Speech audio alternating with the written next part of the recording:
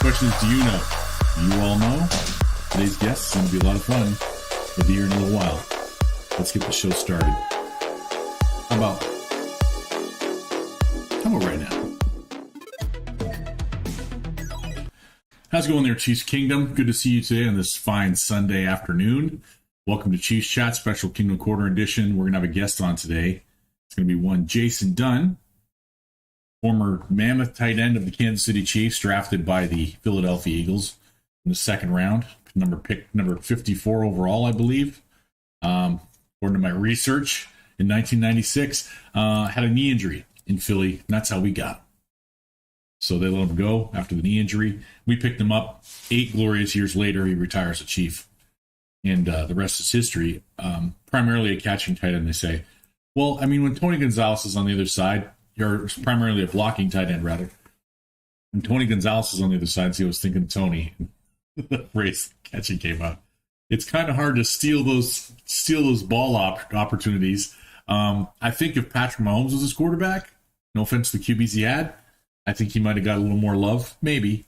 Just because Patrick's willing to go every place. Most quarterbacks get their favorites, and I understand it's totally, Trent Green, guys like that. There's guys they feel secure in, and you want to move that football. I just think Patrick would have found a way to incorporate him a little more. He had hands, along with being able to break people's face masks in the blocking game and the running game. So it's going to be fun to talk to him. He's going to be on shortly. In the meantime, I thought we could go over some of the transactions that happened this week. As we all know, the team's got to cut down. That's the way things work in this league. It's dog eat dog. When we left it off, we had the Omar Bayless, Lonnie Johnson. I think we're up to the 23rd. Yeah, Brandon Dandridge, Nasir Greer, and David Steinmetz were all let go. Since then, they waive released Derek Gore with an injury settlement. Hurt his hand. Don't know how long that's going to take to heal. I just from looking at the kid, I'm sure he's going to keep working out. He's going to keep training and rehabbing that hand. And who knows, late in the season, if the Chiefs have a need at running back, maybe he's back in the house. Maybe he gets back in the practice squad at some point. It would be nice to see that. I wish him a speedy recovery.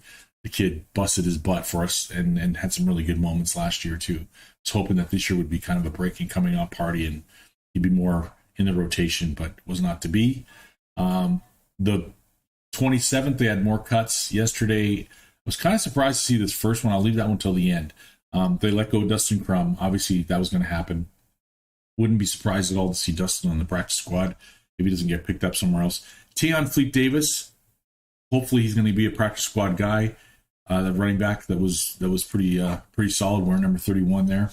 Aaron Parker, wide receiver, and Mike Rose, linebacker, were waived as well. They're going to have to waive some more to get down to the final 53, obviously. The one that surprised me was Roderick Johnson, and I do hope they plan on bringing him back to the practice squad because the dude can play. I don't know if it's a matter of consistency, if they need to work on the consistency of his game or whatnot, but he was one of the guys I had a lot of hope for. And you know what? Why don't I just show you why? Anybody that's new to the show, this is for you guys because people that have watched my show regularly know already of this character, know what he can do. I'm going to pull up some of his video when he was playing for the Texans and show you what this guy's capable of. I have a hard time believing the Chiefs couldn't use that ability. Now, that said, that shows what kind of depth we might have for our team right now. Going for our team right now. We turn the volume down a little bit just in case it's a copyrighted song. We don't want any problems with that.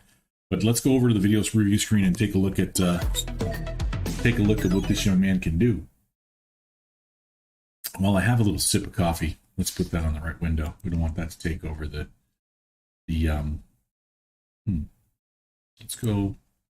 let's go like this, and we'll make that a new window because that window is for the meeting, which is going to be Jason's window right there.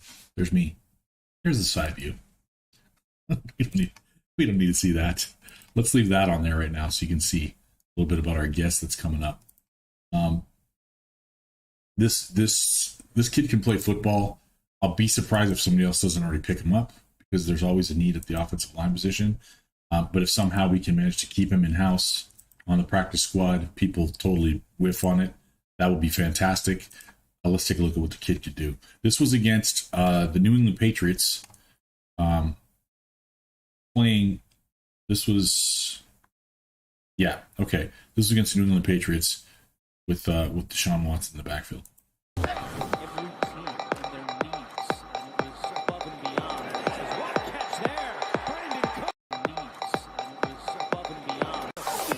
He's on left tackle right here.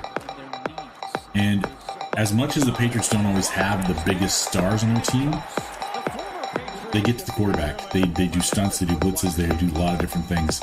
He just mashes them this day. They get nothing.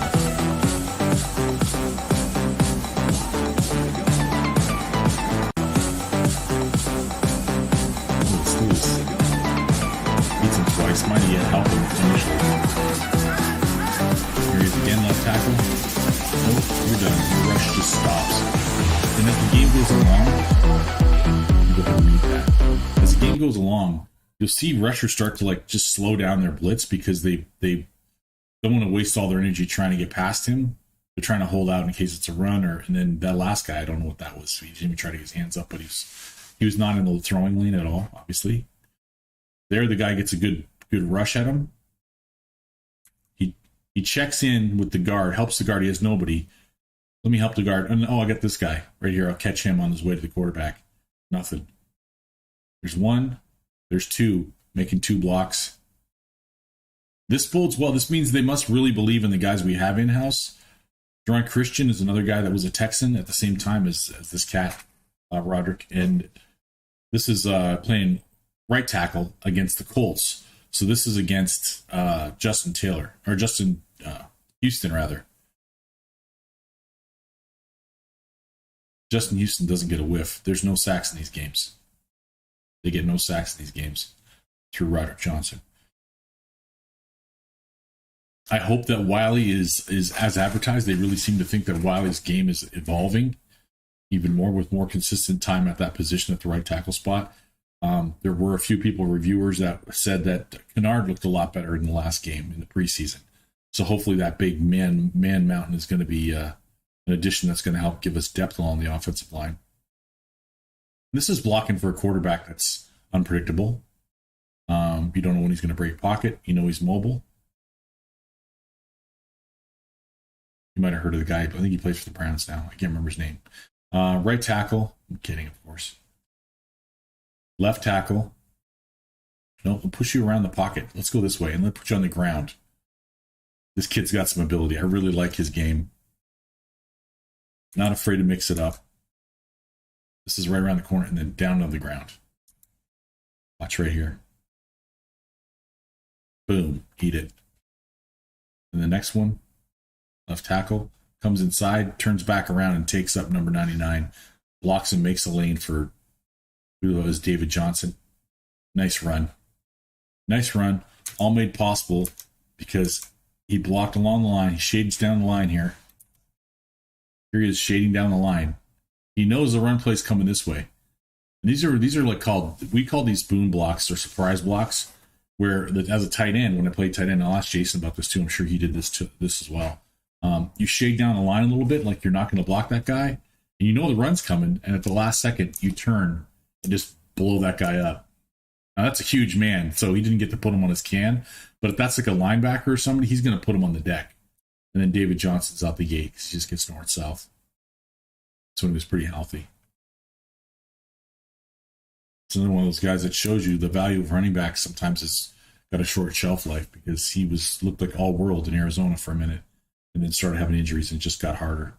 Leslie Huff's in the house. Double D's in the house. Good to see you guys. Good to see you in the chat. You know already. Chat's starting to fill up a little bit. Expecting to see Jason around quarter after or so, but no worries, no rush. Whenever he gets here, I'm thrilled that he's going to be on the show to be able to talk tight end and play with him. Here we go. Here we go. Wait. Patience. I know the runs. I know the pass is coming this way. I know that there's a halfback option right here. Actually, a tight end option. And away he goes. This is huge. This is the value of offensive line play. This is where the value really shines. Outside the run game and the passing game, obviously protecting the quarterback. But look at this. Just patient. He's right here. He seeks out his block. This is my guy. I know that he's got him. I'm going to shoot out here. I know the run's right behind me. So let's watch it again. Tight end blocks him for a second and then lets him go.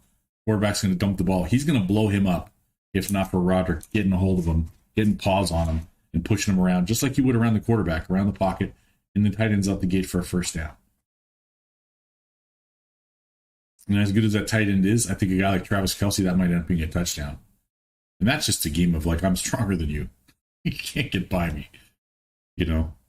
Here I'm shaving down the line. Let me push people into people. That was just a big, messy schmear block. Big old schmear. Good big bagel schmear right across the middle of the offensive line. Here's again. Driving. Engaging his man. You have no chance to get off the block. Big boy. 76 is a big cat, too. I think this is against the Titans, I believe. This was just kind of hurry up and get in the way. That's all he did. He didn't even get a hand on a guy. He's right here. He just runs in. He's like, you're not getting to the quarterback because I'm in the way. He's right here. He just touches this guy, paws him off to his teammate. And no, I'm going to run in front of you. You're not doing anything. And then he tries to get back. His teammates in the way. The other linemen are in the way. This guy just gets eaten up. And then again, quarterback gets a release. It's out of there. Another play. Mono a mono. Let me just put you on the ground and lay on you like a blanket. You're my blankie and I'm Linus. Oh, man. Around the pocket we go. Just solid play. This guy couldn't make our roster right now. How does that make you feel, folks? Are you concerned about the judgment of the coaches? Or does it make you feel all warm and cozy inside that Patrick's going to have lots of protection? Look at this one. The trust here. It's a flea flicker. He's in the backfield, but they know Roderick's got his hands on him. He's going to keep this guy off me. He looks at the running back. The running back tosses the ball. He's lost sight of the ball now. Because when you're wrestling with an offensive lineman, your focus better be there the whole time. And the quarterback's got plenty of time. By the time he realizes what's going on, he's back up near the line of scrimmage again. Touchdown. So anyway, one more play here. Just a good drive block. Let me kick you outside so the guy can get room to run. Anyway, let's get back to the solo screen. That's just a little example of one of the guys that didn't make the squad. He didn't make the team. So let's see if he gets back on the practice squad. I really hope he does. I really like his play. Like I said, heck of a player. I'm going to pull up some Jason Dunn stuff real quick and see if we can find some highlights for the man. He deserves them. They might be smashing people. The monster spike. Everybody forgets the monster spike. Oh, that's a Gronkowski thing. No, it's not. No, it's not. Bill's borrowed that. Sorry.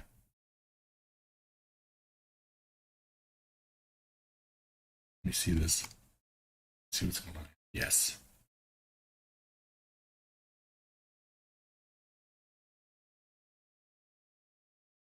Show at the end. Oh. Yeah, here we go. Here we go. So, for all those out there, video review screens and a coffee, sip of coffee is called for. For all those out there who think that Gronkowski invented the Gronk spike, or whatever you want to call it, the monster spike, check this out. And as we speak, there's somebody at my door right now. I'm going to go answer the doorbell. Actually, let's pause this because they're on the same window. Oh shoot, how's that going to work? Put him. Yeah. Let's go ahead and answer that door. Admit. All right, guys, welcome to the show. The one, the only, the man with tight end. That is Mr. Jason Dunn. I can't see your eyes. Your eyes are cut off a little bit, sir. Can you hear me okay? Can you hear me, Jason?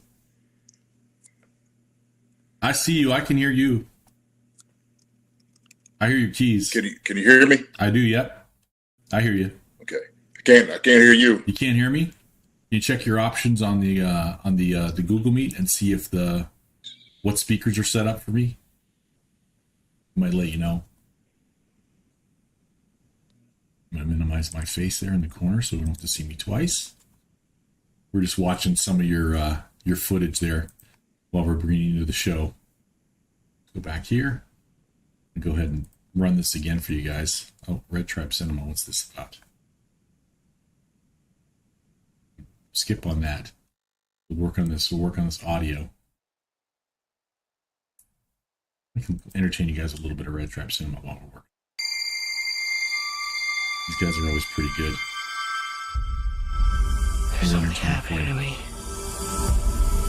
There's something awakening in my mind. I can't control it. Too dang tall, man. You're tall. There's a crusade coming. Let's try the. Let's see here. I don't have anything muted. Do you often dream things that happen just as you dreamed them? Yes. One second, I'm going to check and see if there's anything that is a notification. Remove your hand from the box. Audio. And you die. What's in the box? An AFC Championship ring. Pain.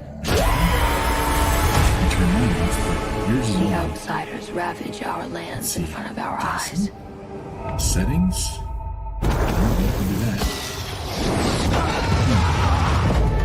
Can you hear me now? Can you hear me now? Their cruelty to my people. Let me double check. is all 1 I second. know. I'll try another thing. See settings again. What's to become of our world? Microphone. Let's go. Hang on 1 second. How about now, Jason? Can you hear me now? Can you hear me now? I don't hear you now. I'll kill them. This is an extermination. Settings here. They're picking my family Audio. off one by one. Speakers. Let's fight like demons. Check 1, 2. Can you hear me now? An animal caught in a trap Check will 1, gnaw 2. off Can you his hear me own now? leg to escape. What will you- Check 1, 2. Can you hear me now? Trying to hear you. I know you. Can you give me a check, Jason? Can you give me a check? I had your audio, now I don't. I don't know what happened there. Should be right here. All of civilization depends on it. I wonder if that's muting you. How about now? Can you hear me now? I can't hear you. I can't hear you now. Before I could. Now I can't hear you. So it's got to be a mic option on your side. Let me message you here. Chat with everyone. Here we go.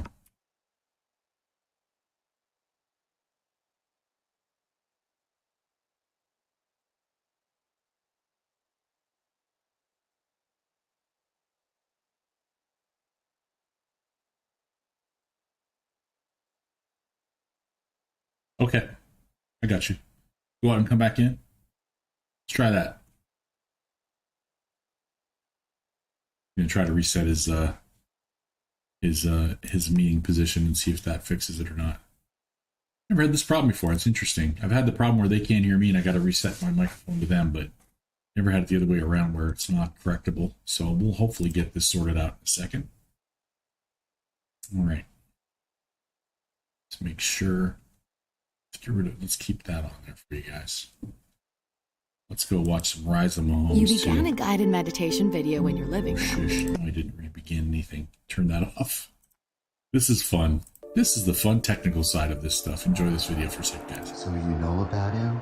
Of course. Do you think he's coming back? I don't know. So Patrick Mahomes, I don't like it. I do not like this pickup. Will Kansas City regret giving up on Alex Smith? Can you hear me now? I can hear you now. Can you hear me? I hear you, yes. Perfect. Let's get on with it. Let's get pause this video. We're going to go watch Rise of Mahomes instead. Let's go to Chiefs Chat double window screen. Have this little chat with our good friend here. Former second round draft pick, number 54 overall, as we mentioned, of the Philadelphia Eagles. But for a knee injury, we may never have seen Jason Dunn in a Chiefs uniform. But thank the Lord works in mysterious ways. We got the mammoth. We got the man of the hour. How you doing, sir? It's a pleasure to meet you. Appreciate it, man. Hey, wonderful meeting you. Finally, wonderful meeting you. We tried. Yeah. We played tag here and there. It's just it's hard to nail people down. And it's, we all have schedules in life and things happen. And your son's got football tonight. Is that right?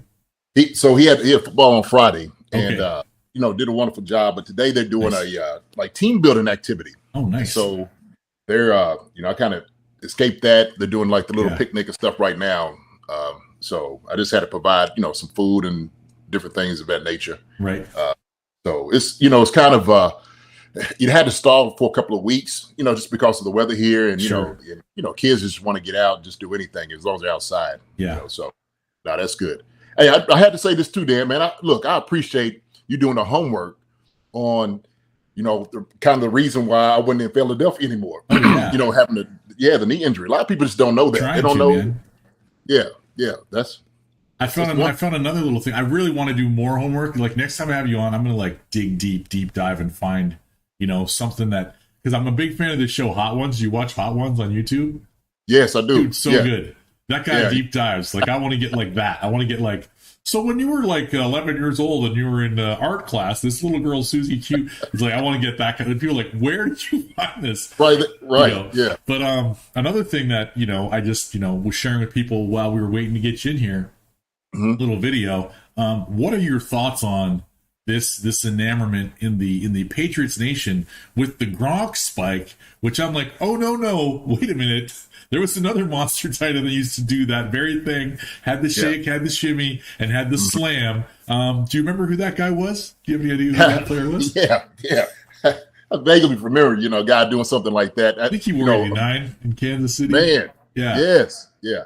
I like to think that Gronk kind of stole a little bit from me, from the past and just seeing some things. But the spike, I'm like, man, that's the monster spike. That's JD spike right there. So what were you thinking? Were you trying to throw the ball to the center of the earth when you were doing that? Absolutely. Every time I was spiking the ball, I was just trying to spike the air out of the ball, and see how much it would bounce. So, that was one thing that was great. Did I freeze on you? No, you're okay on my end. Oh, you're okay. I see you fine. Yeah, you're moving, talking. Yeah. So yeah, man. No. So that was what I was trying to do, but it was just so much energy, in that moment, the scoring a touchdown. That it was just man, there's no feeling like that in the world. I can't even imagine scoring a touchdown in semi-pro football. I can't imagine in an NFL state in front of like 3,000 people that want to kill you in Rochester, New York, when you have a comeback in the last minute and a half against the Rochester Falcons. The city I was born, wearing the number I wore as a walk-on at Syracuse, and I scored the go-ahead touchdown. We were out of that. Nobody showered. We were in the parking lot, out and gone in 7 minutes. Guys like driving home with football pants on and cleats and shit. Yeah. Just like they were loving it until we started coming back. They were like, the hissing and the booing. It was pretty brutal. Did you have any moments like that growing up? Because I know you grew up in a different time. We grew up in a different time. First of all, young man, I must say, I'm like, you're one of those guys. So I came to football late. I started football after the military. I was 22 the first time I put on pads. Okay. And people were like, we can't do this. Why not? So I ended up playing, walking on at Syracuse and played 10 years of semi-pro football because I just love it. You do what you can do with the time you got. I can't decide what I'm doing when I'm 16. My parents control my life. I didn't get to do it, and then I got out of the military thinking that was going to be my career forever. I'm like, now what do I want to do? You're one of those players, for me personally, where there's this weird time-space continuum inaccuracy, because I came up, like, when I first started looking at football, I would collect football cards, and I'm like, okay, well, I'm coming at it from a military mind, ex-military guy, reconnaissance. What's my best fit? What's my best role? And I was looking. I'm like 6 foot and a hair, dude. Okay. Yeah. But like I left the military 6 foot and a hair, 185 pounds. By the time I walked on at Syracuse, I was 225. And then I ranged around 235 when I played for them. So I was built more like a fullback. But I ran about a 4.6. I could catch anything I could touch. I could block the snot out of people. I was never a monster like you, but I understood physics. And I was like, you know what? Physics don't care how tall or how big you are. If I can incline press 315 and you weigh less than that, and I get my hands on your hips, game over, friend. You're just going to be angry all day long, right? But you're one of those guys where I was like, I grabbed all these cards and I did like a comparison of like height, weight, speed, like, okay, so based on the gamut of football, athleticism, this is kind of the spectrum where I fit physically. I kind of looked at it that way, which is a weird thing. Yeah. So I got into football. I'm 22 years old, learning from coaching. You can only get so much in coaching. With like semi-pro, the level's not as high, and there's not as much time. A couple of times a week, half the time guys don't show up. So I'd go home and I'd play Bill Walsh college football. The first one to have all-around instant replay. And I'd run plays that we did in practice. And then when it would break, I just run it over and over again in the video game. And when it would break for 30 yards, I go, wait a minute, what happened different this time? And I go, oh, that fat guy right off the center's left hip ran this way and hit the guy that I'm supposed to hit, and I got to go up to the next level and hit that guy, me. Yeah. I'm like the BYU tight end or something, right? And I could see the science of it, right? And then once I understood the physics of like leverage and all that stuff, how it applied in football wasn't, because I used to think football was a bunch of guys running each other when I was a kid. I enjoyed it. I was an Argo fan. I was born in the States, grew up in Canada, but watched all these sports, and then I started understanding the battle of it. As I was a soldier watching it, I started looking at the little battles that were going on mano-a-mano in the trenches, and I'm like, there's a whole bunch of tactical stuff going on down. I can get into this. 100%. And I got into it late, and I'm like, guys like you were like mentors to me, but I'm like, it's like 3 years younger than I am because I started late. My brain is like kind of like reverse engineered, and like there's a lot of guys that played that are like a couple years younger than me or my age, and I look at them like they're the sages because you're doing it like a stud in the pros when I was like getting my feet wet. You know what I mean? Yeah. What's it like when people come up to you, whatever age, whatever experience level, and you're like a mentor to them, and you're like a kind of an iconic player to them? Yeah, you know what? It's a satisfying feeling, really. Yeah. First, that you're not forgotten. It's been a while since I put the pads on, but also too, I think everybody respects, my craft. And so, sometimes being a blocking tight end, you don't really get the glory that you really deserve. And so when people come up and like, yeah, Jason Dunn, or I remember you, on Twitter. Also, man, is glorious to me, really. Yeah. And so, but I like your, the scientific analysis that you were talking about as far as like the physics with the game. And so that's how I kind of transitioned, from being like the guy, catching tight end, kind of doing it all, to when I got to Kansas City and I was just regulated to more blocking than anything else. But look, I got great tutelage and instruction from Ed West. Ed West they used to call him the toolbox. Yeah. Played at Green Bay, came to Philly. Ed was probably 6'2", maybe. Yeah. So he was more kind of like in that same vein of like a halfback, like you were talking about. Like a wide check kind of size guy. Yeah. And when I'm telling you toolbox, I mean, he had every tool in that box. And Ed would hold guys. He'd get his hands in. He'd just get up on guys. And I just watched him, over those years, him and Jimmy Johnson. Jimmy Johnson was another guy. Yeah. Great athlete. Not really a tall guy, I guess, in the respect as far as like when you say, the not 6 foot plus guy. Yeah, exactly. And so when I watched those guys just work and what they were doing, I just latched on and I just soaked everything up.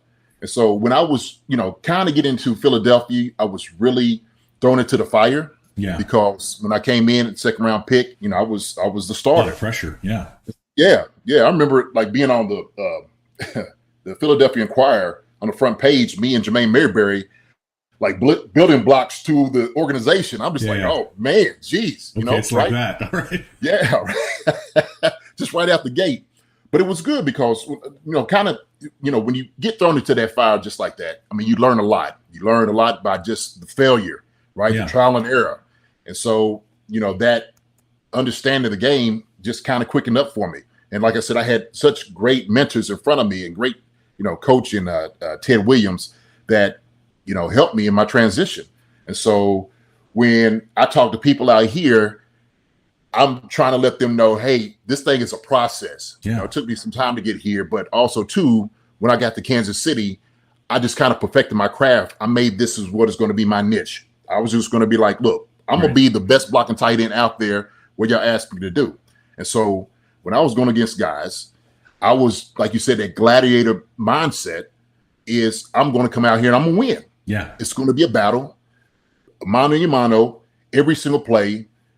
2 men enter, 1 man leave. Beyond Thunder, right? Yeah. The one leaving is Master me. Blaster. So, yeah. That's right. Yeah. Come on now. So that was my mindset. That's what I was thinking. And I love when people come up to me and they kind of, talk about those things or just, just kind of reference it, and it's a joyous feeling. It really is. So, I really do think, just kind of going into that this, and we'll kind of talk about this, I'm sure a little bit later, but that the whole technique, the honoring of like the blocking tight end is kind of being lost right now in the game. I really do. Yeah. Well, to that point, what do you think? There's one particular play that emboldened me to go, that's not true. What do you think when people say that Travis Kelce can't block? It's false, because he's gotten better. He's gotten better over time. Yeah. And so now what I've seen out of Travis for the past few years is he don't mind getting his nose dirty. He'll put his hands in there and he'll put his hat in and he'll strike guys and he'll hang on for dear life. Now, are you asking him to drive a guy 10 yards off the football? No, that's not his game. It's not a skill set. Matter of fact, I don't want it to be. It's a waste of his talent. Absolutely. Yeah. Absolutely. So, I want him running out, getting open, but he does have that faction to his game. Yeah. And so when Travis goes in, I'm watching, tight ends watch tight ends. And that's what I'm doing. I'm watching his technique. I'm watching how guys are moving their feet, how they're striking, coming off the football. Yeah. And so he does a tremendous job of it. He does a great job of it, actually. And so, like I said, he's gotten better over time. And so I think, kind of being like that veteran presence to these young guys. Right. He's like, it's kind of like, that old gruffy guy, like, hey, listen, you got to chew glass and get in here. And this is the way you got to do it. Right. And so I kind of see Travis doing those things, man. But Travis can absolutely block. No doubt about it. It's interesting seeing a guy as chill and cool as Killer Trav. Now he's the mentor. Like that's the kind of mentor I love. That's the kind of guy that's like, right. Because he's a cool cat, but he also can do it. Like he shows up. You know what I mean? How was the transition for you going from? Because I'd watch games. And I'm like, Jason can catch, yo. I've seen Jason catch footballs, and I watched you go over to Kansas City. I mean, and I said before you came on the show, I mentioned that it's difficult when you're opposite one of the all-time greats. And Trent's going to lock in on him a lot. That's going to be that's Tony Gonzalez. And if this doesn't work, everyone's going to say, why do you throw it to Tony? You can't throw it to the same guy every time. I love Trent Green as one of our quarterbacks. He's one of our hallmark quarterbacks. I do feel that if you were in this offense, I think Patrick would find you more than Trent ever did. But what was the transition like for you personally of going from like that kind of guy? Because I played on a semi-pro team. The team I played before, this guy was a starting tight end, had a rapport with the quarterback, so he got the ball more. The team I went to after, he was an owner / player coach on the team. So I'm like, I know I'm not gonna get more balls here either because it's his team. We're good buddies. We're fast friends, have been for decades. I would never concede to him that he was a better receiver than I was. And it took until after we retired for him to admit, no, you were a baller. But there was one time in a game where I really appreciated that I was appreciated because we were huddling up. We were down 6. We'd been up all game, and then they had a freak DB turned at the wrong time as the ball's going over his head. Ugly duck pass, but right to the guy's hands. You know that moment where the ball's you go turn around. He turns around right as it goes over his head, and what? The guy just jogs into the end zone. So then they took the lead like that. There's like less than 3 minutes to go. We're 3rd and 14 inside of our own 10, and we're like, "What do you want?" I said we practiced the halfback option all week, like the little swing pass all week long. We haven't run it. They're not going to be expecting it 3rd and 14 on our own end. Throw it now. And they're like, really? I'm like, okay, hey, they called to the right side. And my buddy goes, no, throw it to DJ's side. He's the block. He can block the snot. I'm like, oh, okay. So that's what. Then he came around. He did a great crack block, by the way. There's one guy we used to play with that was like a monster. And I'm like, I threw the defensive end into the middle linebacker. They were playing a 3-4. The guy on my side, Wayne Slawinski, comes from the other side. Wayne, shout out if you're out there. The guy's a monster. He's an awesome guy. He comes across, and I'm running at him, and he looks and he sees me. Oh, no, little man. He's like, you're not. He's like swatting my hands away because he knows if I get my hands on him, it's over. Yeah. And all of a sudden, my buddy just comes and blows him up. But anyway, enough of analogies. 94-yard halfback went 94 yards for the touchdown. It was awesome. Took the lead, beat them for their first time, their first loss in, I think, 2.5 years at that point. What's your feeling of? Because I want to hear. I love that you're tight end. That was the position I played the most. I could play all receiver spots. I'm sure you could too. At some point, you go, okay, this is where we're going to lock you in. I like the way they do stuff now. I think it would have been great for you back in the day with more of the Versaback thing where they like kick guys out. They do more slot receiver stuff. They do more. Let's bring the tight end in the backfield just because he can smash people, and then if he releases. Like half blocks the guy and releases, it's a fullback option, but it's going to a big tight end, like stuff like that. What was your feeling of not necessarily relegated, because relegation means that's all you do, but primarily relegated to being the blocking guy after being more of a receiving guy? How did that feel? How did the team treat you? I think I know the answer, but how did the team treat you? And how did you take it on? That's a lot. Yeah, well, I'll tell you what. It was great to have coaches that, like you said, showed that appreciation of me. They realized the importance of my role, and they never let me forget it. And so when Coach Vermeil would come up to me, he would say, "Hey, Jason, listen. The reason we make all those yards, Priest is making all those touchdowns, and Tony's catching all those footballs is because of you." And I'm like, I'm humble. Hey, thanks, Coach. And he's like, no, listen, I'm telling you. Yeah, that's the truth. Yeah. And so I was like, all right, wow. Which, I understood the importance of my role. Everybody on the offensive line knew, and, of course, T. Rich and Trent and everybody. So, it's a team sport. And everybody realizes that, all the pieces have to be in place to be successful. And so, we're number one tight, offense in the league, 1 and 2 for 3 years straight. Yeah. And so, it wasn't anybody else looking at it. It was the Kansas City Chiefs. And it was a lot about what we were doing as far as with the system-wise with the 2 tight end sets. And so, I could run down the field. I could catch the football. I could do all those things. And so it was good to catch a bone every once in a while. And then Al Saunders told me, matter of fact, up in Canton a couple of weeks ago for Coach Vermeil's Hall of Fame induction, Al Saunders said, "Man, Jason, I always told myself that I should have thrown you the ball more." I'm like, "Coach, you're right." We just laughed about it. Yeah. But, the thing is, we were successful. So it wasn't really like one of those things like if we're losing and I'm not getting the football. Yeah. But, my guy, when I was coming in my role, which I know a lot of tight ends wasn't really doing is, man, I was pass blocking defensive ends. Yeah. I was sitting over there like literally like a tackle. And I'm going against the best pass rushers and I'm kick stepping. I'm in my, so ass down, chest up. Yeah, right. And so I don't think if you ask a tight end to do that right now, like to do that probably 10 times a game, he'd lose his mind. There's no way. He's like, oh, what? It's getting to be a lost art. When I went to Syracuse and walked on, the ex-military learned you don't volunteer. You get told do your job. But when they ask for volunteers, wait and see what the mission is first. Yeah. And the coach, we had Coach Steve Adazio, who's in the pros now, I believe. He was Boston College's head coach last time I checked. I don't know if he's still in college or not, but he was our tight ends coach, former Chicago Bears tight end, and we got lined up, and it was with Banowitz and Berminski were our two young Polak freshman tight ends. I was a freshman, and we had Kasim Senseno and Roland Williams were our sophomore tight ends. Wow, and you had Kasim? You played with? Yeah. My God. Yeah. Well, he took me and the other two freshmen aside. He goes, okay, so do you guys think who here knows how to go in a 3-point stance? I was like, say the word. I think I know, but I'm not saying a word. He goes, the other guys go, oh, of course. Looking at me like, you don't know. I'm like, it's all you guys. I guess I'll learn right now. They go, he's okay. You guys line up right here in front of me. You're the left tight end. You're the right tight end.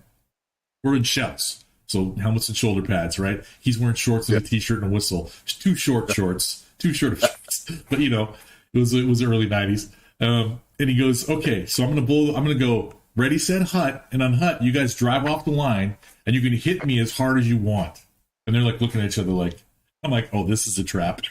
Right. They're looking at each other like, but coach, you're in shorts, and I'm thinking you're not going to touch them. This is like a martial arts class, and then the instructor says, punch me as hard as you can. You're about to get your arm twisted around your neck. I'm thinking in my head, right? So I'm watching them, they get down, and they're like leaning on their hands like they think they're sprinters, and there's white knuckling going on, and the coach stands between the two of them, and he goes, ready, set, hut, and on hut he just goes like that. Boom, chops both of their elbows, and they just land right on their heads, and he jogs past them. I'm like just rubbing their nose right in it, like you don't know what you don't know. Right. And then he taught us, goes, stick your hand out, squat down, get your butt low, put your hand down. You should be able to pick up grass and not teeter, not totter, not nothing. Right. So when you come out of that first kick, that's a lost art. I don't see a lot of that. I don't see a lot of guys that have that flexibility to do those kind of things. Even George Kittle kind of lines up like a runner, but he's so strong and so long. He gets his mitts on guys, and then he lowers his caboose.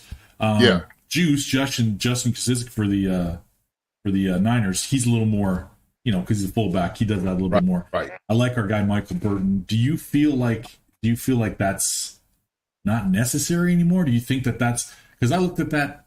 I mean, how did you feel? Let me ask you another question first. Okay. 2nd and goal from the 3. We just spent $8 gajillion on the offensive line. Yes. We don't even think about running the football. Right. That's where I think you would have been in the. What would you have been saying in the? I was going crazy, absolutely screaming at the TV because I couldn't understand what was going on. Yeah. And absolutely, because I'm just like, man, this is where you drop them at this moment. Yeah. And you get 3 yards to get into the end zone. I don't care. You run it 3 times, right? The 4th time, then you throw and do something else. But this is 4 down territory without a doubt. Yeah. But that guy, you got to get positive yards coming off the football. I don't care. Like this is where you win. And so as you know it, when guys get down, like you said, you recognize when guys get in stances, if they're coming off the football or not, right? I mean, you can see it, offensive linemen and whatnot. Like you said, it's a white knuckle or not. Yeah, or they're sitting back. Yeah. Yeah. Where their ass is, how high their ass. Yeah. Right. And I'm just like, man, what are we doing? And I was so upset with the play calling because to me, you know what it feels like? It just feels like you said, paying a zillion dollars for this offensive line. Yeah. And all of a sudden you don't trust them. Which is crazy. And I guarantee if the guys up front wasn't pissed about some of those calls, I mean, I obviously they're not going to talk about it, but I know they were probably fuming. I guarantee they were fuming like, what? I mean, you can't tell me that even if you just go, I don't care about the rest of the line. Joe Tooney, Creed Humphrey, Trey Smith, it's right up your ass. Let's go. Right. Let's go. Hell, I would have been looking them in the eye going, dudes, 3 yards for the rest of your life. Yes. 3 yards. Yes. You get these 3 yards, we're going to the Super Bowl because I don't think that team over there dressed like kitty cats with 39 seconds can go the length of the field on us. I don't think they can. I think they're going to get stressed out. I think they're going to make a mistake, like what happened in the Super Bowl when it came down. They had more than 39 seconds, and they were trying to move it, but you could see the pressure starting to crack them a little bit. Now, do we beat the Rams? I don't know. The Rams were pretty damn good last year. They were good, but we would have been there, you know. Absolutely, it's no just doubt about it. And then we get the ball first in overtime, and drop balls. And I'm just like, come on. Well, kind of talking about that, man. It's just, and I think it is kind of a lost art. Just for the simple fact that, you're doing so much more of a passing league now. Right. You're just being very, creative with, the play calling. And I do love what the Chiefs, what they do offensively. Don't get me wrong. But I just think they need to incorporate a little bit more of the running game. No doubt about it. I mean, it's just, especially, and look, Burton going for that little, fullback dive every once in a while on third down, it works. I said, hey, that's good. That's a good play to set up for the play action, right? Right. Like they're not expecting, like you said, 3rd and 14, whatever, play action off of it if you want to. But you have to be able to like toughen up and just come off the football and hit guys in the mouth. Yeah. And if you don't have that part to your game, then why do defenses need to really play at it? They're not going to be scared of it, because they're not thinking, hey, these guys are going to run the football down our throats. Yeah. They don't believe that. And so you got it, like you said, it's all about strategy and tactics. And so as a tactician, you're thinking right now, let's do something they don't think we're going to do, right? Yeah. Let's just go ahead and do it. And so I just think that they need to do a little bit more better job of just calling the plays and just really nutting up and coming off the football and hitting guys in the mouth, period.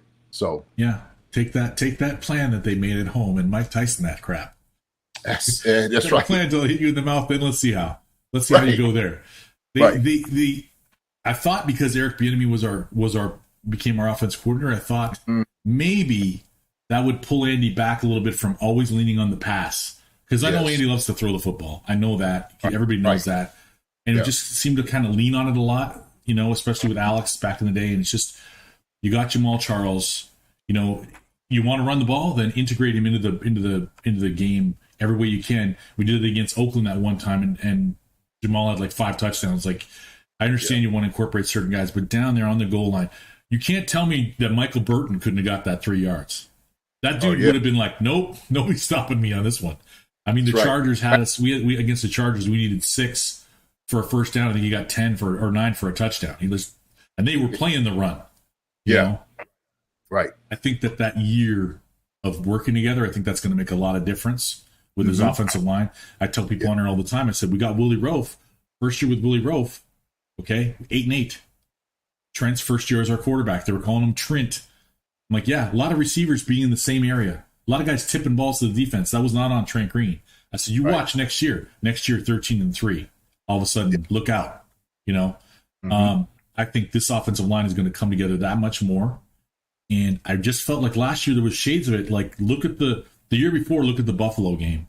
Clyde Edwards-Hilaire's first game in our team. Look at the game against the Eagles last year. We ran the ball more than we passed it. Patrick didn't have 300 yards, but he had 5 passing touchdowns because they were worried about the run. It opens up that passing game, and then and these people that keep iterating, too high. That's the way to beat the. Do you really think Patrick Mahomes can't read 2 high safeties? Do you really think he can't? I think a big thing is going to be, and I wanted to ask you your thoughts on this. So anyway, basically established the fact that I think this team definitely can run. It's a matter of they got to trust it, and we'll do it. I think that Pacheco's got I think there's some fun stuff coming. When we got him, I was excited. When we got Justin Watson, I was excited. People were like, Justin Watson's not going to make the team. Isaiah Pacheco's a 7th round draft. I said, Isaiah Pacheco is the size of Jonathan Taylor and has never had a line in front of him and runs the 4.3s. That dude is going to be geeked out. And he got the call, and he said, not to be mean, he goes, I don't want to throw anybody under the bus. And then he throws his line. I never had an offensive line before. It's just like, wow. Every red night, every scarlet night in Rutgers was just like, damn, dude, you got to do us like that? Yeah. I mean, up against, it's hard when you're going up against Aiden Hutchinsons and guys like that, and, Arnold Ebicades and people like that every week.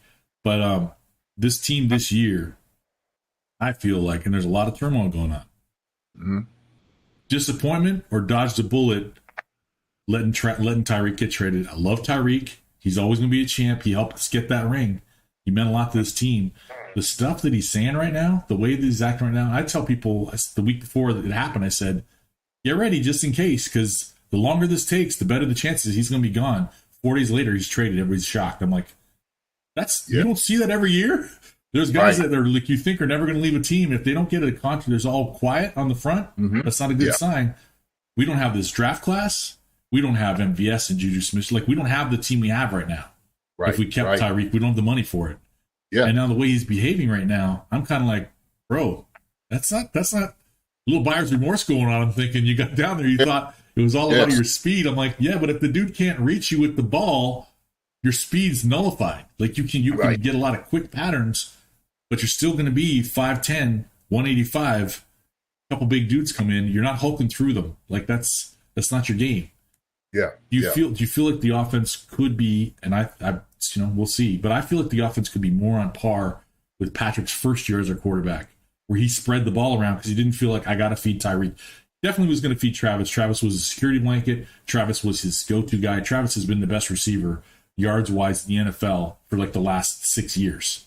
Right. So just undisputed. Like this could be his 7th straight year with over 1,000 yards. Unprecedented kind of rarefied air. Still a lot of yards and catches to go to get to Tony. But the consistency with which he's doing it is crazy. Do you feel like the team could be better this year? If so, or if not, why and how? I think the offense definitely have the possibility to do a lot better. They have a lot more options, of course, with Tyreek being gone. Now, I'll say this.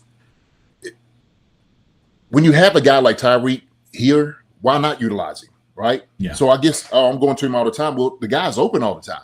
The guy's burning defenses all the time. So that ain't a fault of Kelsey or Travis or Patrick. Patrick, yeah. The problem is the defense. Defense can't really cover him. And so when they went to the too high, like you said, it's not like Patrick can't, he can't, look around. He can't, scan the field and see who's not open. So then all of a sudden you get, like you said, the best tight end in football in Travis Kelsey, getting him the football. He was throwing the ball to Robinson and he was throwing it to Pringle. Yeah. So we know he can do that. That's not. I don't think that's the issue. Like you said, he has it about him. We know Patrick is an intelligent guy. Reads defenses. That's not the problem. I think sometimes when you do have a weapon like that, you may get a little bit selfish. Yeah. A little bit too confident in what the guy can do and his ability. I get that.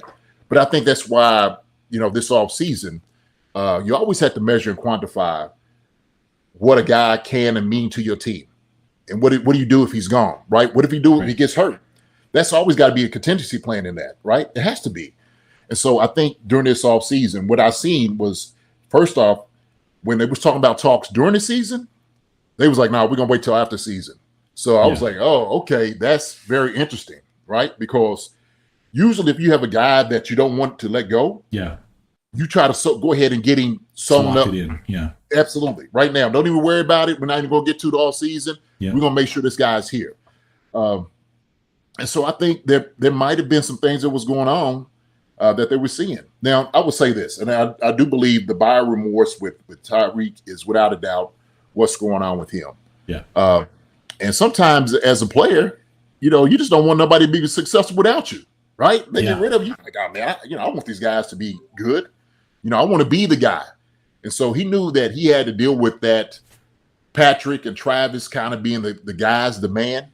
And I think he thought he was playing, third fiddle to these guys. Right. That's what I believe. And I feel like he didn't really necessarily have the star power that he felt like he deserved. And so I think a lot of that it is kind of, sour grapes.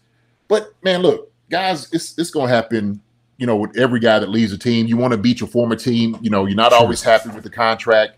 And, there's also a lot of half-truths that's coming out on both sides. Believe me, trust me. I mean, nobody really knows what happened behind closed doors, what was really said. And so those really, conversations, we don't quite know. His camp's going to say something. Chiefs going to say something. The best thing to do is just, man, everybody just say face. Don't even listen to what Tyreek is saying, the noise. But you got to understand, this is kind of where it's coming from. Now, offensively, I'm going to just go to the offense in itself. I think that's why we were talking about the running game. Why this offseason, you went after a Rojo, right? Yeah. I think they needed a guy like that. And so same thing CEH, McKinnon. They was like, look, we need a thumper, a guy like that that's going to be able to run hard. When they found out Pacheco was available in the 7th round, they was like, look, this guy is a hard runner. And so it's what all the scouts, they do an evaluation. And so they realized he didn't quite have a glorified line up there at Rutgers. They knew that. But him running a 4.3, him having like that churning that butter, if you will, with his legs, powerful body. You need a guy like that. You need a physical guy that's going to be able to run the football. And so we found a gem in Pacheco. And he's going to have to just learn the patience. Yeah. He's just going to have to learn how the blocking scheme works. Well, and the trust, too. I felt like watching the preseason, he's a north-south guy when he gets going. But when he's behind the line, that's the only place I feel like sometimes he'll take a false step.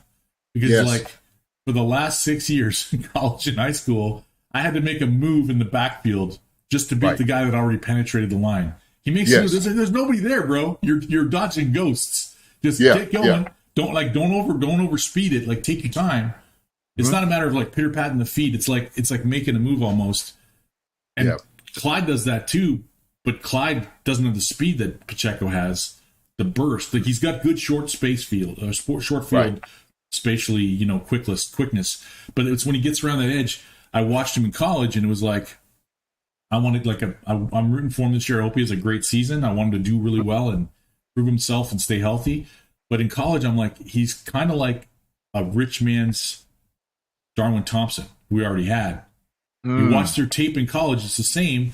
One guy was at LSU, so he's more prominent in the public eye, probably more boosted up by national media. So Darwin maybe didn't have that same confidence coming in, but they're the same build. They have the same kind of style. And Darwin was doing it, dodging guys in the backfield first and then getting going, where Clyde had blockers. Yeah. And then they got to the pros, and it's like, if Clyde, anything over 60 yards in college, basically got caught from behind, that's going to break down to 45 to 50 yards in the pros. If it's less than 50, if it's more than 50 yards, you're not fast enough to get away from pros. Everybody's fast, right? Right. But then Jonathan Taylor, I was like, the dude's just fast. He's fast. Yes. Who's the fastest guy on your team? I'm faster than that guy. He's that guy. And it was like, but he's also big. And people say, oh, the fumbles. I go, yeah, but he's carrying the ball 400 times a season.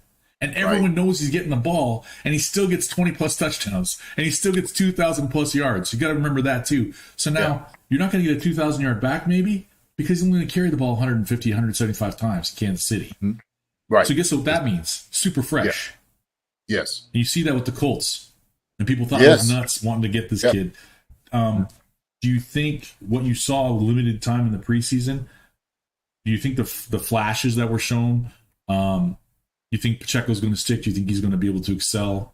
And Rojo looked great the last game. I hope it wasn't just an audition for another team.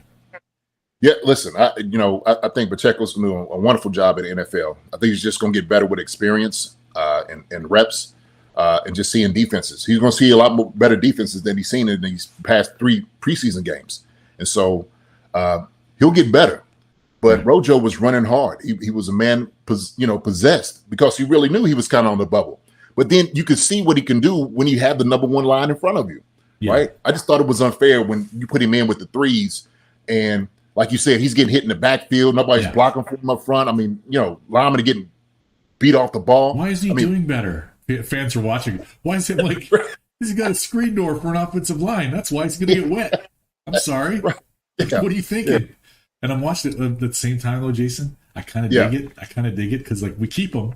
I hope we keep him. Because everything the coaches were saying was positive. It was the fans that were like, we're a little biased. Okay, Chiefs Kingdom, we're a lot. Let me say it. We're a lot biased. Okay, you can't have Christian Okoye and Priest Holmes and Larry Johnson and Jamal Charles and not go the bar for running back. It's right up here with tight end. Okay, and now Patrick's gonna ruin that quarterback bar. Now everybody's got to be like this, or it's going to be like, well, he's not Patrick Mahomes. Right. But watching him play, it's just like the chip that's got to be building on his shoulder. Like, I hope he's taking that chip. Because I know the team's loving him. They're loving on him and treating him well. I'm hoping he's taking that chip for I'm going to show these fans. These fans are going to love me now. I'm going to show them. I hope he is. I hope he's getting some of that USC fire. Because that dude was like pretty dang stalwart in USC. And he came to the pros and went to Tampa Bay where, for whatever reason, Bruce Arians played herka-jerk with him and Leonard Fournette. I'm like, you can rotate them and play them both. And I don't know if that was a trust from the quarterback issue or if it was I want one guy to be my guy and the other guy's barely going to see the ball. I don't get that. Like, I don't necessarily want running back by committee, but I want the running backs that are not the starter to be involved in the game.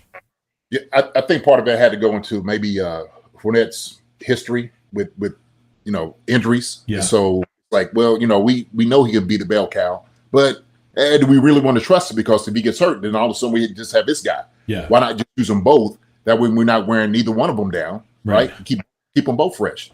And so, I mean, you have to have that as a running back, especially doing a running back by committee. Yeah. But if a guy is toting the ball and he's being positive with his yards, you got to let him run the football. Yeah. And so, Rojo, to me, and I'm with you. I'm 100% with you. Sometimes when we don't hear what's going on in camp and whatnot, doesn't mean a guy is not doing well in the eyes of the coach. Mm-hmm. Okay. I just want to dispel that because they said, well, nobody's really talked about him and the media's not really talking about him. Well, guess what? Like you said, he is stewing with anger right now because he's not getting the chance that he wants. And maybe the opportunity is not really presenting itself like it should. Right. And so you can tell, like when he came in, he absolutely, I was like, this is the guy that we decided to bring here. This is the guy that we wanted during the offseason. Yeah. It was a great signing for us. There's no reason why we think that all of a sudden he's not. So, sometimes inaction by a guy doesn't mean he's not doing well, or you haven't heard anything from him in camp. That's just, sometimes I just think sometimes there's some bias there. Pacheco was really he was the gift horse. Yeah. And so, hey, 7th round pick. Yeah. Yeah. Hey, what do we have to lose with this guy coming in and he's making plays in practice? And so when you seen that burst, you seen what he was able to do in this game, having the patience, trusting the line. And I guarantee you, after that Chicago game and that Washington game, the enemy was probably in his tail like, listen, I know you done told everybody you're going to take a grown man's job and stuff. This ain't it. What you done did these past 2 weeks, that's not going to get it done. That's going to get a grand man hurt, and it's going to get a grown man cut from this, doing it this way. And I know BNM is going to let him know, right? Because what better opportunity to have somebody who played running back in the NFL as your coach? You know what I mean? Yeah. As your coordinator. So he's going to get in this tail, and you can say, Pacheco learned. And that's one thing I will say this. One thing that I seen, the best thing that he did this past week is I could tell he listened and he learned from his mistakes. Yeah. Once you're a coachable guy, you can play with this guy anytime you want to. You know what I mean? Yeah. So one of the things, I feel like he was a little less in here and a little more out here. People don't understand the difference between a football player that's in here and out here might be a fraction of a second. That fraction of a second is the difference between daylight and getting tackled by 3 dudes. It's that fast, man. Because those guys aren't thinking. Those guys are seeing the meat. They're going to get the meat. They're hunting. They know it's like it's a different mentality. I played both ways in semi-pro, and at Syracuse I was a walk-on. So as soon as we went to first-team drills, I left tight ends and receivers, and I went over to defense. I was playing middle linebacker. So this week you're North Carolina's middle linebacker. This week you're that guy's middle. It's a see ball, get ball situation. It's not. It's not a thinking about my cuts and my alignments and my blocking format. What's my assignment? What area of the field am I responsible for? And if the ball comes there, I'm the Terminator. That's it. Yeah. Yes. So I thought that one play in particular, which got called back, which was BS, because that block by Creed was textbook. He got that guy up in his pads. They called holding on him. I'm like, that's what linemen do all the time. But Pacheco ran right up. He ran right. If you watch the play, he runs right up behind him. As soon as Creed decided which way he was turning that guy, he was a shot off his butt going in that direction. Yes, as soon as he turned the door, Pacheco was out the gate for a first down. They called it back. Yeah. But the coaches see that. The coaches know. Yes. And to what you were saying about the coaches not. Well, let me go ahead. Let me hear your thought first. So I dissected the play for my brother for about half an hour. Okay. The one that everybody was talking about. He should have came out the backside. Coach here too, folks. This guy's got coaching credentials as well, so listen up. Yes, absolutely. And Not me, this guy. I do too, but this guy, more importantly, over here. I got to point in the right direction. This guy. So I was telling him on the play, it was RPO and what they were trying to do actually on the play, and how the defense was set up. Like you said, that split second of trying to make a decision is key, especially in the NFL. Yeah. And so what I was telling my brother is, when you make a count in the box, you have 6 in the box, that's the count that you're going to run the football on RPO. Well, Patrick sees it. His guy is actually the nickel guy who's over top, I think, Watson at the time. All right. And I told my brother, I said, man, watch this play. Watch how he scrapes the hole. Okay. And this is the reason why Pacheco, where he ran in A gap, but he ran on the opposite side of the tight end on it, was a bad decision. And the reason it was a bad decision is because how the guy scraped the hole. That guy is Patrick's guy. Patrick's supposed to hold him, but it was what defenses do now is they disguise so great about what they're going to do defensively. Yeah. It's not even on the same level as far as college wise. Yeah. And so we watched the middle linebacker when he came in and met Gray in the hole in the A gap. He wrong armed him. So he took away the inside A gap that he made Pacheco either bounce outside or Pacheco should have went backside A or B. That's his cut. So he knows he got one foot in the ground, and he got to go either backside.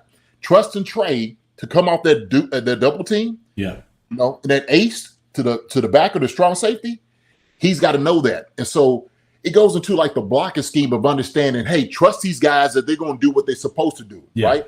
How the play's going to develop. But you got to understand too, you cannot just run into something so fast that you don't know what's going on. No. That you don't know the defense know what they're doing, right? Yeah. Yeah, it's see ball, hit ball, but also too, they know they got to be defensively sound.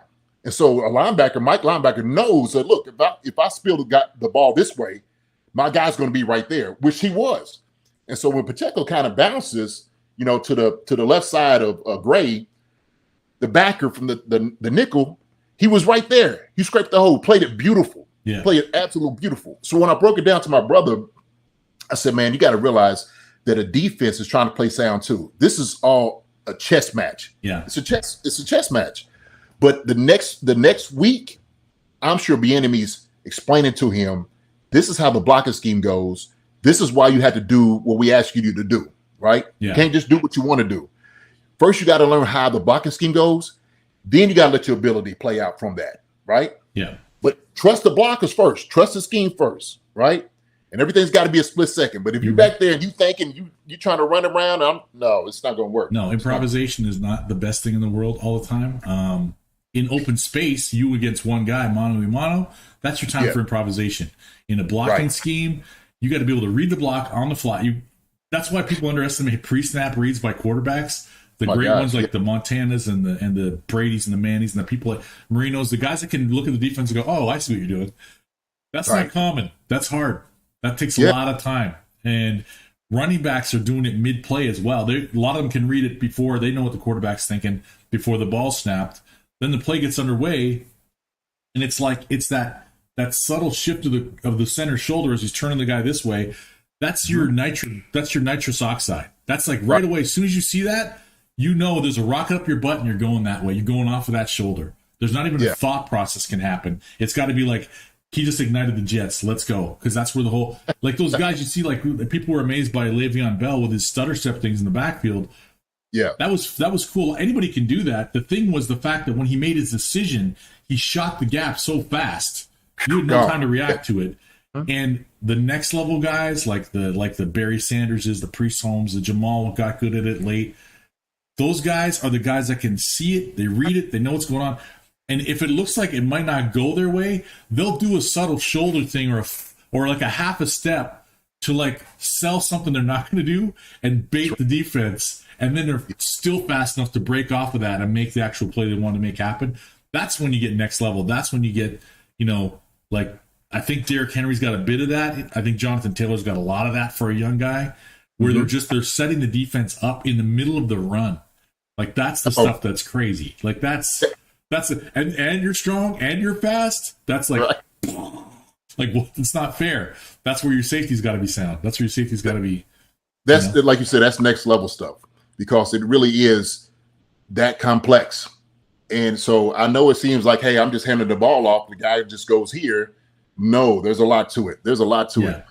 So when you see a guy like that, like Jonathan Taylor, when I'm sitting there, I'm watching Priest Holmes and Priest was talking about how the whole breathes. There's timing and everything, right? Right. Like you had to be at the right place at the right time to make sure you hit that burst. Right. You can't be too early. You can't be too late. If you miss it, that's it. And these the holes close up so fast in the NFL.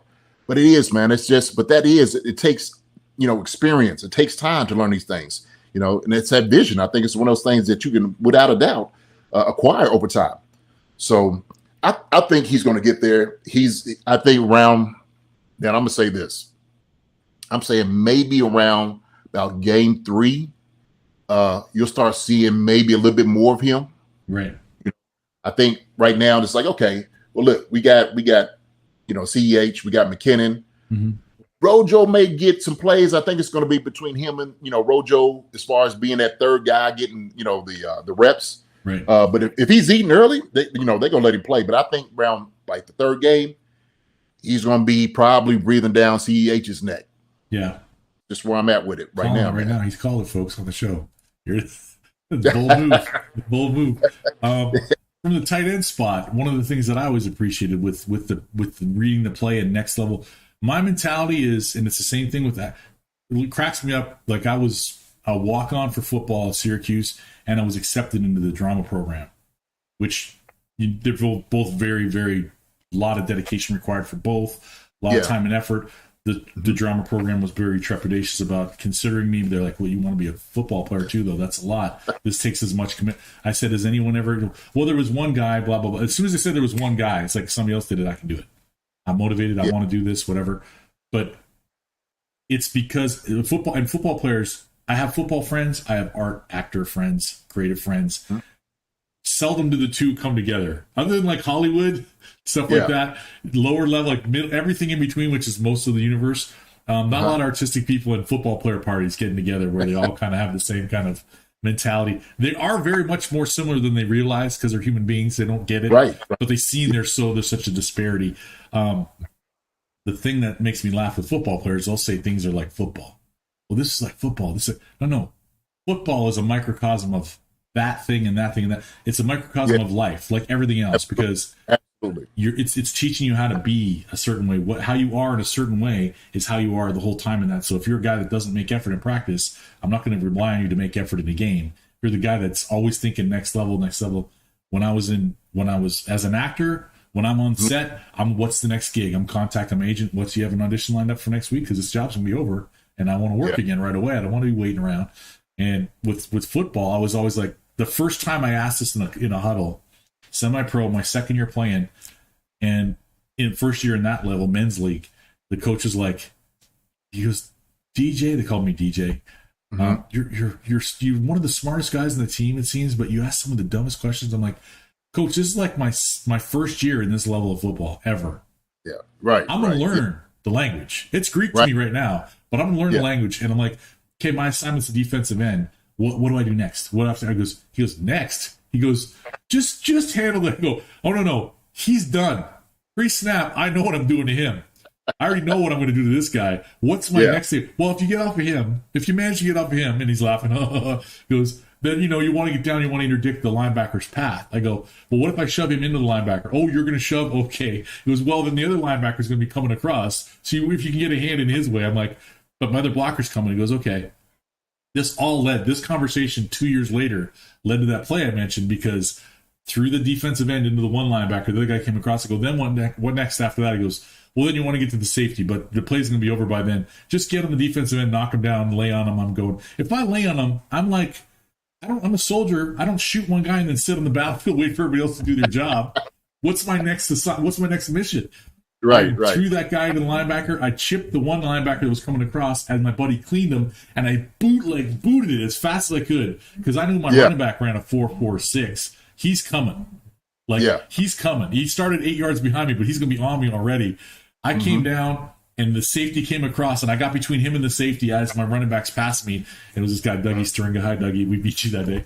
And I put my hand on Dougie's chest and run. I go, don't make me do it, man. Don't make me hit you. It's over. It's like he just started jogging because he knew he wasn't catching. Hollis Huggins was a running back. He knew he wasn't catching Hollis. And I'm like looking around. I'm like, no flags. I'm like freaking out. But that's the thing, the mentality in life. Like people, it translates. It translates to everything you do as a person, as a man. You're going through whatever battles, whatever trials you're going through, whatever job you're going through. If you're always looking, it doesn't mean you lose focus on your job. You're in the moment. You got to get that done, because that's the bull that's going to run you over right now. But you can't ignore the headlights coming down the road either, because there's cars coming too, and you want to be able to direct traffic a little bit in life and in football, it seemed like it never seemed like the game was too big for you. Like some tight ends that are blocking a lot and then they got to catch once in a while. Did you ever feel like you got cold hand syndrome because you didn't get to catch for a while? Or did you ever feel like the blocking assignments were just getting, because you had a lot of running back, love going on behind you too. Oh yeah. So your assignment was a massive one. Now, you know what is, and sometimes you feel that way. Sometimes it's like, okay, you haven't seen a ball in a while. You might see it in practice. And game is just something totally different, right? In practice, you rep at the rep at the rep. I could catch, 4 footballs, 4 or 5 in a game, and in practice, come to a game, and I got a drought, for like 2 or 3 games. But my thing was, whatever it is I can do, and I learned this a long time ago. The more you can do, the better off you're gonna be. So, I just kind of embraced that. Yeah, and I was just like, you know what? I'm just gonna be ready. When my opportunity is there, I have to be ready. Yeah. So sometimes it ends up happening, a guy who hasn't seen a ball in a long time, now the shock that he's getting the football. Yeah. Right. And so every opportunity, every play I went out for a pass, I always expected a football because I just knew that's what our offense was kind of predicated on. It was based off of timing. If you run this route and you're open based on the defense, you should get the football. And so you should be able to expect it every single time. And Trent did a good job as far as distributing the ball around. Yeah. I think. But look, a lot of mouths to feed. A lot of mouths to feed. But we just, what we did, like kind of during that time, we had guys that was really dedicated and play for each other. Right. So kind of what I see now, I think the system in itself is kind of what drives the Chiefs, and I think kind of going back to Tyreek, I think Tyreek's going to understand he's going to miss that. He's going to miss that part of like that family atmosphere, guys being together, kind of growing with them. I mean, the celebration, no matter whether it was DeMarcus Robinson catching the touchdown, Byron Pringle, whoever it was, third string running back, everybody's running in there celebrating with the dude. It's like, like you were saying, I've had times where, I'm open. Or I got one guy and I've roasted my guy, I look across, the other guy's double covered. He catches the ball. I'm the first one celebrating with him. But don't drop it. Don't throw a pick to a guy in triple coverage when I'm open. I'll be annoyed. But if we make the play, we make the play. I don't care about who gets the glory in that moment. Yeah, man. And we just had so many guys that were great players. You couldn't help but love what they did, and their success. And so, I was always the first guy running to pick it up. He scored, to pick him up. You're breaking up a little bit. Come on, Google Meet. Let's go. Don't mess up now. We're almost at the end. We're actually kind of on the end. You hear me now? I can hear you. You kind of froze up for a second. Okay. Yeah, I feel good about the team this year. I feel like he's going to miss that. I feel like he's going to miss that camaraderie. The fact that he came out and actually said like he felt like they just discarded him. I'm like, you wanted more money than anyone ever got at the position. They didn't have it. Right. I'm sure Brett Veach offered you a crap ton of money, but just not the most anybody ever got. And that wasn't enough. That wasn't your friendships, the Chiefs Kingdom appreciation of you and the friendships you had and a big bank truck of money wasn't enough. And that's okay. And the Chiefs, being the Chiefs, did what they usually do. They half slit their own throat. Well, we could get 2 firsts from the Jets, but we don't want to do that to you. We love you. We appreciate you. You want to go home. You want to be around family. We'll give you what you need. Right. And we'll still get something. You'll get some. Alex Smith, you're not getting benched. Patrick's the backup. Your last year, end of the season. Go make $73 million. Go make a crap ton of money. You deserve it. You busted your butt for us forever. We'll get Kendall Fuller. We'll get a 3rd-round pick. We'll get a Super Bowl. Boom. That happened. It's just like stuff like that. I still wear shirts. I wear the hat once in a while. I had somebody come on the show. Hey, man, how long you wear it? Forever, bro. Till I'm in the ground. They'll bury me in it. It happened in my lifetime. You can't take it away. Just like Steve Young said, you can never, ever take it away. I'm so glad, man, that you're back in the ether of Chiefs Kingdomry, of being out there making a face, so people that missed out on getting to experience you as a player on the field every day, they can see some of your energy. We get to see behind the scenes of this, I love the fact that you're well spoken and I want to say your expedience with your words, because there's so many times I talk to people in real life where I'm just like, I'm like, I can think and receive faster than you're speaking. Come on, let's go. I only got so much time on this dirt ball. I don't know how long it's going to be, but let's get this, So I appreciate that you're part of this kingdom. Like, this is an intelligent kingdom, folks. We know our football. Yeah, we know our team. We love our team. My co-host, who hopefully will be back for week 1 of the season, is Hong Forrest. I don't know if you met Hong. She was it might have been after your time or right around your time. She was a cheerleader for the Chiefs. She's a mom of 2 now, and she knows football, and she knows our team, and she's a great person to have on for that voice. I want to have that voice of a daughter. I want to have that voice for female football fans that they can go, feel free to love this sport. Feel free to be as excited about it as guys are, because it's for everybody. Now, I'm a dad, so I'm a little concerned about the girls playing the game, because I know how physical it is, and I know about, physiology and kinesiology and how our bodies are made up and how dense they are. And I don't want to ever see grown men hitting women. I don't care how grown the women are. I don't want to see that. I don't want to see Jason Dunn having a block down on a 120-pound corner female because she wanted to play football and breaking her in half. I don't want to see that. That's not. There's physical limitations that people don't want to admit, but I love the fact that she's able to speak for women in football, and love having her on the show. She's a great voice. Hopefully she'll be on next time we have you on. That's wonderful. Now, listen, and look, thanks for having me. I mean, really, because, sometimes, like you said, when playing for 8 years and then all of a sudden, kind of being away from it because I was coaching and I hadn't really had a chance to kind of get on Twitter or social media to kind of talk about these things. Now it's starting to come out. And when Marcus asked me for, to do the whole show with Eric, I was all for it. I'm like, man, absolutely. I would love to just give, my 2 cents about these things. Now also too, and what I'm going to do more this year is kind of get to, the whole scheme and the system of things, more.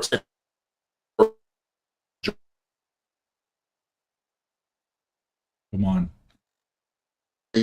That's the coach and as a player, I'm like, this is what I do, right? And so, I kind of like going in and talking about players and stuff like that. And it's great to kind of talk about behind the scene things, of course, like what you may do, what you love to do.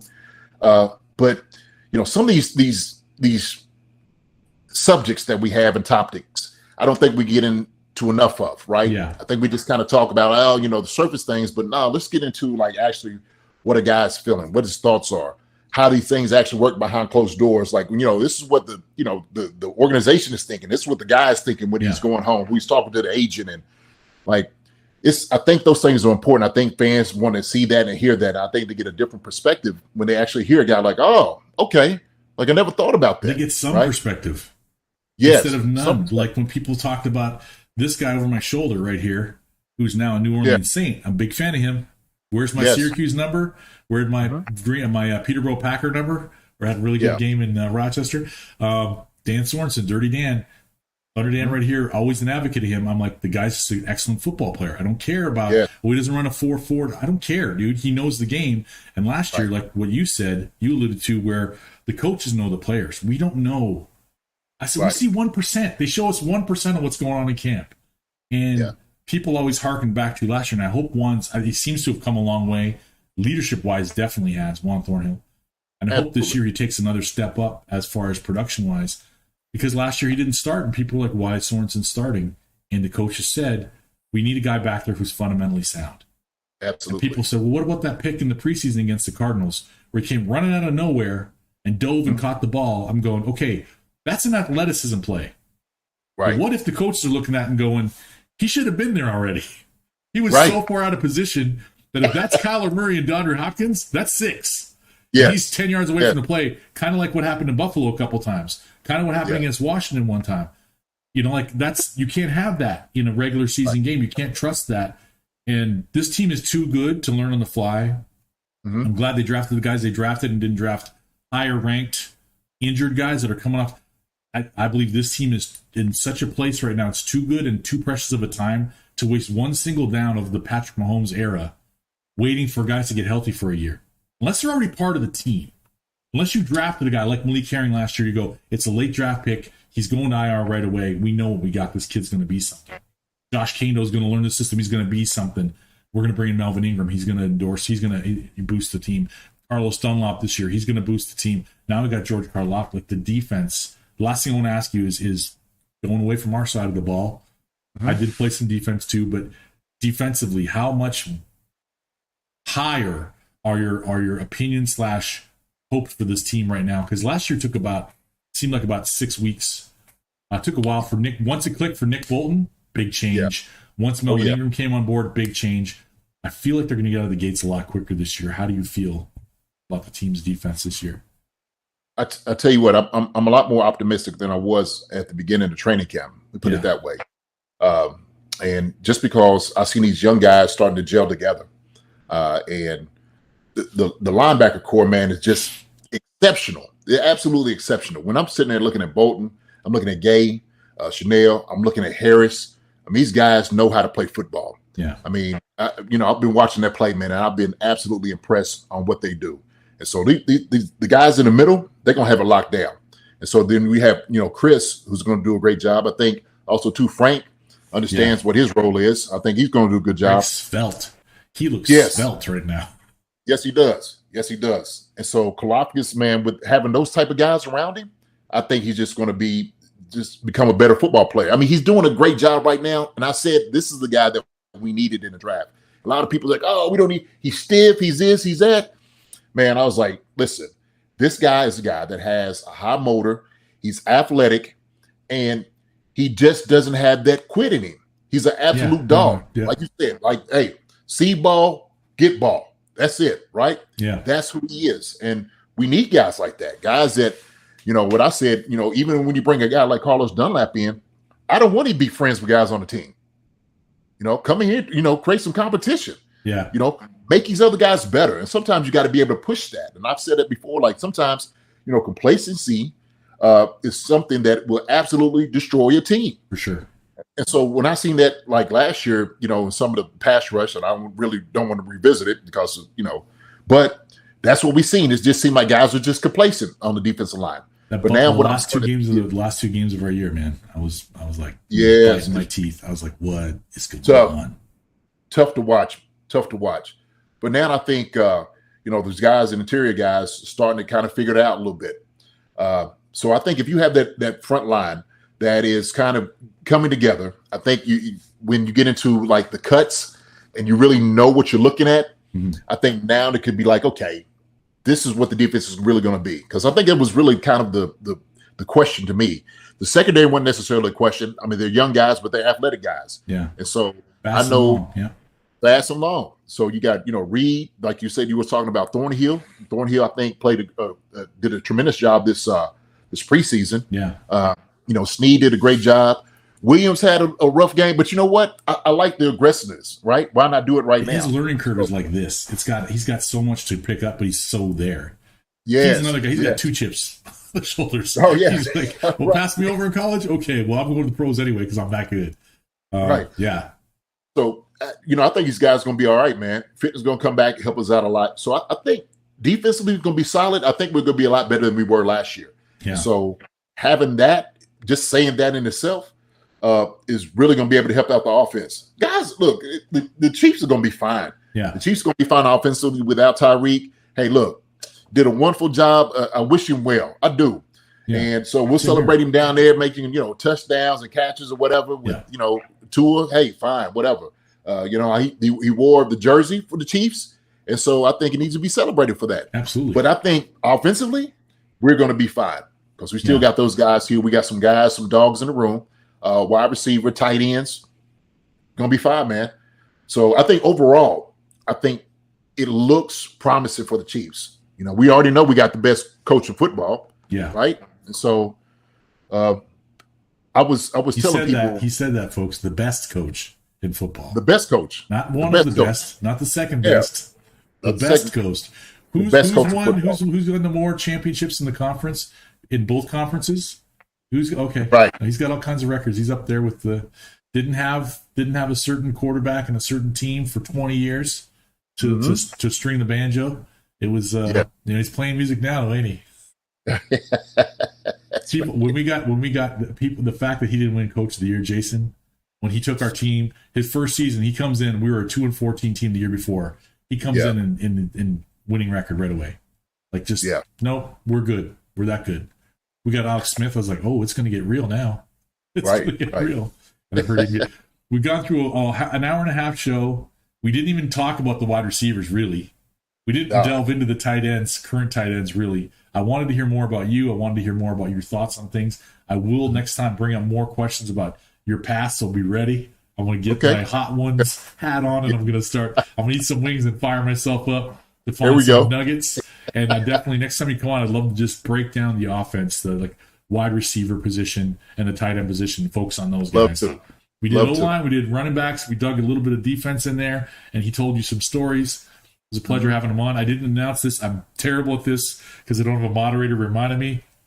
If you're new to the channel, hit the like and subscribe, tap the notification bell. If you like what we're bringing to you, you want to support the channel, right there at ThunderDan88 on Venmo, you can do that. I don't have 1,000 people. I don't have, the YouTube algorithm doesn't like me because sometimes, I'll be honest, we get on here and people bring up politics in life and I go, okay, it's been a 3-hour show or 4 hour. Let's talk about that now. And I'm not pulling punches. I'm living reality. I don't pretend to be this or that. I lived in Hollywood for 18 years. I got love for everybody, but I don't talk a lot of nonsense. Let's keep things real. So I won't go down that rabbit hole. But anyway, it exists on this channel. Thank you, Jason, so much for being part of the show, man. Greatly appreciate it. Appreciate it, Dan, man. Appreciate you, brother. Good to have you on. And maybe once we get into the season, have some pelts under our belt, some pelts on the wall. Yes, sir. We can talk a little bit how it's looking. Right. All right, man. Thanks a lot. Looking forward to it. All right, brother. Take care. Go Chiefs. All right, guys, I want to say thank you very much and say farewell to you guys because I got to get on to my day. That was a Jason Dunn, the mammoth tight end of my youth, of my experience as a semi-pro player. He was one of those guys. I looked at Tony and I looked at Jason and I was like, I can't be either one of those guys, but how can I be a little bit of each of those guys? And what better mentors from afar to have than a guy who just mauled people in the run game and could catch, and a guy who just could catch anything and was a decent, adequate blocker as well. I think Travis has kind of gone that way of Tony, of catching the ball more, but developing as a blocker as well. That game against the Seahawks years ago when Travis was pretty new to the team, where he blew up Earl Thomas. Blew him up! Look it up, folks. It's on the internet. It's on the YouTubes. And Jamal Charles had a day, and we beat the Seahawks, who were supposed to smoke us that day. Don't sleep on Travis's blocking. I think he's going to be a great mentor for the young guys on the team. As always, appreciate you guys having you guys on the show. I know I didn't chat in the chat because you know how I am when there's a guest on. I try to focus on the guest, get as much down to earth with them as I can because, don't get them on that often, and I want to make sure we have some time. We had Joe Valerio on twice. We had JJ Burton on a couple times. We had BJ Kissel on here. I hope we get BJ on again this year. But I want to make sure I give the guest time to speak.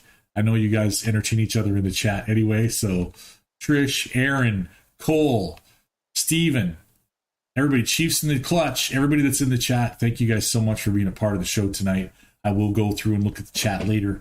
I got errands and stuff to do right now. I'm supposed to be getting a car today. We'll see if that works out. Guess what color it is, folks? I'll give you a hint. See what happens. Love you guys. Thank you for the support again. Hit the like, hit subscribe, tap that notification bell, share the show with other people if you get a chance. Let's get all those Chiefs Kingdom viewers in here so we can get this chat blowing up, especially when we have a guest on board. And, let me know, moderators out there, message me. We got to get that going for the regular season. I know I keep talking about it, but I definitely want to get it going for the regular season, at least have one moderator on per show. I know I've spoken to a few guys in chat about it. I won't name names. You know who you are. And a lady. There's a lady in chat, too. I don't know if she's there today or not. She might be busy. She's got some stuff going on this weekend. But, guys, Gary's in the chat as well. Lego's in the chat. Appreciate you.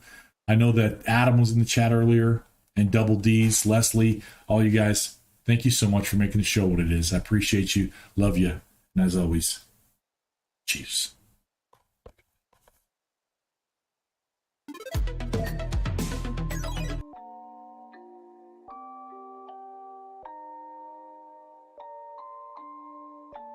Rage on that beat, going crazy.